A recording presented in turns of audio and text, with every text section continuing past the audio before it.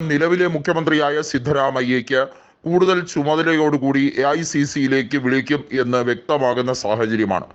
നമുക്കറിയാം, സിദ്ധരാമയ്യ ഇതിനോടകം തന്നെ മികച്ച രീതിയിൽ തന്നെയാണ് മുന്നേറ്റം നടത്തുന്നതെങ്കിൽ പോലും ജനങ്ങൾ അവിടെ ആഗ്രഹിക്കുന്ന രീതിയിലേക്ക് കാര്യങ്ങൾ എത്തണമെങ്കിൽ, അതുപോലെ തന്നെ കോൺഗ്രസിന് കുറച്ചുകൂടി മുന്നോട്ട് പോകണമെങ്കിൽ തീർച്ചയായും പ്രസരിപ്പുള്ള നേതാവായ DK ശിവകുമാർ ആ സ്ഥാനത്തെത്തിയാലേ മതിയാവുകയുള്ളൂ. നിലവിൽ DK ശിവകുമാർ തന്നെയാണ് കോൺഗ്രസിന്റെ അധ്യക്ഷനും അതുപോലെ തന്നെ നിലവിലെ ഉപമുഖ്യമന്ത്രിയും. DK ശിവകുമാറിന്റെ രാഷ്ട്രീയത്തോട് വിയോജിപ്പുള്ള BJP-ക്കാർ പലരും ഉണ്ടെങ്കിലും BJP-യിൽ ഒരു കൂട്ടം ആളുകൾ DKയോട് അനുകൂലിക്കുന്നവരും ഉണ്ട്. അവർ വളരെ വൈകാതെ കോൺഗ്രസിലേക്ക് എത്താനുള്ള പാലമായി DKക്ക് അവിടെ പ്രത്യേകമായി കാര്യങ്ങൾ നീക്കാൻ കഴിയും എന്ന വിശ്വാസ്യത കോൺഗ്രസിന് തീർച്ചയായും ഉണ്ട്. അതുമാത്രമല്ല, JDS അംഗങ്ങളും കൃത്യമായി തന്നെ DK ശിവകുമാറിനെ വിശ്വസിച്ച് കോൺഗ്രസിലേക്ക് പോകാൻ തയ്യാറെടുക്കുകയാണ്. അതിന് കാരണമായി കൃത്യമായി പറയുന്നത് JDS-ന് സംസ്ഥാന തലത്തിൽ വേരോട്ടമൊന്നും തന്നെ ഇല്ല. നിലവിൽ ഒരു കേന്ദ്രമന്ത്രി സ്ഥാനം JDS-ന് കിട്ടിയത് BJP കൊടുത്ത ഔദാര്യമാണെന്ന് എല്ലാവർക്കും അറിയാം. അത് എപ്പോൾ വേണമെങ്കിലും നഷ്ടപ്പെടാം. നിലവിൽ കുമാരസ്വാമിയാണ് കേന്ദ്രമന്ത്രി. JDS-ന് ഇനി അധിക നാൾ മുന്നോട്ട് പോകാൻ കഴിയില്ല എന്ന് സംസ്ഥാന നേതാക്കൾക്കെല്ലാം അറിയാം. നിലവിൽ ഉപതെരഞ്ഞെടുപ്പ് നടക്കുന്ന കുമാരസ്വാമി ഒഴിഞ്ഞ മണ്ഡലത്തിൽ ഉൾപ്പെടെ അവിടെ കോൺഗ്രസ് ജയിക്കാനുള്ള പ്ലാൻ തന്നെയാണ്.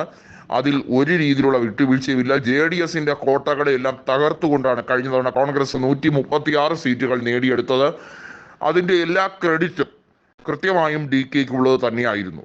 ഒരുപക്ഷെ മുഖ്യമന്ത്രി സ്ഥാനത്തേക്ക് DK തന്നെയായിരിക്കും എത്തുന്നതെന്ന് ഉറപ്പിച്ചിരുന്നപ്പോൾ DK തന്നെയാണ് നേതൃത്വത്തോട് പറഞ്ഞത് താൻ ഉപമുഖ്യമന്ത്രി സ്ഥാനം കൊണ്ട് തൃപ്തിപ്പെട്ടോളാം എന്നുള്ളത്. അതൊരു കണക്കിന് പറഞ്ഞാൽ ത്യാഗം തന്നെയായിരുന്നു. വലിയ രീതിയിലുള്ള പ്രശ്നങ്ങൾ കോൺഗ്രസിൽ അല്ലെങ്കിൽ ഉടലെടുക്കും എന്ന് അദ്ദേഹത്തിന് മനസ്സിലായപ്പോഴാണ് അദ്ദേഹം അതിനുവേണ്ടി വഴങ്ങിയത്.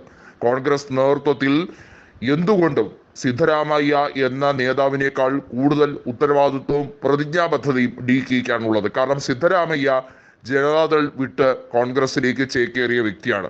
അദ്ദേഹം പരിപൂർണമായി ഒരു കോൺഗ്രസ്സുകാരനായിരുന്നില്ല.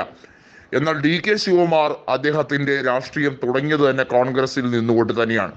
അദ്ദേഹത്തിന്റെ പാരമ്പര്യം എന്നത് കോൺഗ്രസിനെ മുന്നോട്ട് കൊണ്ടുപോവുക എന്നുള്ളതാണ്. ഒരു രീതിയിലും പ്രശ്നങ്ങൾ ഉടലെടുക്കരുത്. നിരവധിയായ യുവ നേതാക്കൾ ഇത്തവണ കോൺഗ്രസ് ടിക്കറ്റിൽ നിന്നും കർണാടകയിൽ വിജയിച്ചു. 9 സീറ്റ് മാത്രമേ കോൺഗ്രസിന് ലഭിച്ചുള്ളെങ്കിലും പ്രിയങ്ക ജാർക്കിഹോളി അടക്കമുള്ള നിരവധിയായ യുവ നേതാക്കൾ 26, 27 വയസ്സുള്ള നേതാക്കളുടെ ഒരു ലിസ്റ്റ് തന്നെ കോൺഗ്രസ് തയ്യാറാക്കിയിരുന്നു. ഒരുപക്ഷെ ഏറ്റവും കൂടുതൽ ചെറുപ്പക്കാർക്ക് അവസരം കൊടുത്ത പാർട്ടി എന്ന ഖ്യാതി കോൺഗ്രസ് ഈ ലോക്സഭാ തെരഞ്ഞെടുപ്പിലാണ് നേടിയെടുത്തത്. അത് ജനങ്ങൾക്ക് വളരെയധികം ഇഷ്ടപ്പെട്ട ഒരു കാര്യമായിരുന്നു. ആ ജനകീയ പ്രവർത്തനവുമായി മുന്നോട്ട് പോകും. ഒപ്പം ഒരു രീതിയിലും പ്രശ്നങ്ങൾ കോൺഗ്രസിനുള്ളിൽ ഉടലെടുക്കാതിരിക്കാനാണ് നിലവിൽ കാര്യങ്ങൾ മുന്നോട്ട് കൊണ്ടുപോകുമ്പോൾ അവിടെ മന്ത്രിസഭയിൽ ഒരു മാറ്റം വരുത്താത്തത്. എന്നാൽ ഉപതെരഞ്ഞെടുപ്പ് കഴിയുന്നതോടുകൂടി മന്ത്രിസഭയിൽ പുനഃസംഘടന ഉണ്ടാകും. തീർച്ചയായും DK ശിവകുമാർ ചുക്കാൻ ഏറ്റെടുക്കും എന്ന് തന്നെയാണ് വ്യക്തമാകുന്നത്.